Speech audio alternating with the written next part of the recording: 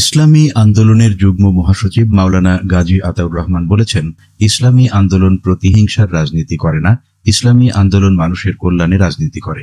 আমরা এক জালিমের কবল থেকে মুক্তি পেয়েছি, অন্য জালিমকে ক্ষমতায় আর ডেকে আনব না।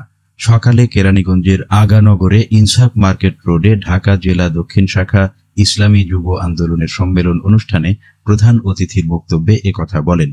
ঢাকা জেলা দক্ষিণ শাখা ইসলামী যুব আন্দোলনের সভাপতি হাফেজ মাওলানা মিরাজ হোসেন মঈনের সভাপতিত্বে উপস্থিত ছিলেন ইসলামী যুব আন্দোলনের কেন্দ্রীয় সভাপতি আতিকুর রহমান মুজাহিদ, ঢাকা জেলা দক্ষিণ শাখা ইসলামী আন্দোলনের সভাপতি আলহাজ হাফেজ জয়নাল আবেদিন, ঢাকা জেলা দক্ষিণ শাখা ইসলামী আন্দোলনের সেক্রেটারি হাফেজ মাওলানা জহিরুল ইসলাম ও ঢাকা জেলা দক্ষিণ শাখা ইসলামী যুব আন্দোলনের সাধারণ সম্পাদক আলহাজ মোহাম্মদ উজ্জ্বল শেখ প্রমুখ।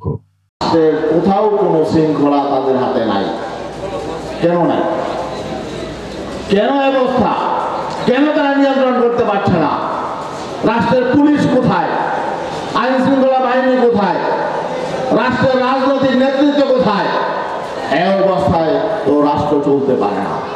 মানুষ আজকে নিরাপত্তাহীনতায় ভুগছে। এই অবস্থায় রাষ্ট্র চলতে পারে না। এই মুহূর্তে একটি জাতীয় ঐক্য দরকার। জাতীয় ঐক্য গড়ে না উঠলে মানুষ আজকে দিশেহারা হয়ে যাচ্ছে। যখন দেশ বিরোধী ষড়যন্ত্রকে করবার চেষ্টা করেছে, পীর সাহেব চরমনে রাজপথে নেমেছেন, আন্দোলন করেছেন, সংগ্রাম করেছেন। ইসলামের বিরুদ্ধে আঘাত এসেছে, পীর সাহেব চরমনে সর্বপ্রথম রাজপথে নেমেছেন। আজ হঠাৎ কি বলেন, ঠিক না? কোরআন এবং সুন্নাহর বাইরে আমরা যদি মুসলমান দাবি করে ফ্যাসিস্টের মতোই কার্যক্রম করছে, হামলা মামলা করছে। এই হামলা মামলার মাধ্যমে অন্তর্বর্তীকালীন সরকারকে প্রশ্নবিদ্ধ করতে চায়, বিতর্কিত করতে চায়। কোনদিন হবে না। এর পরিণাম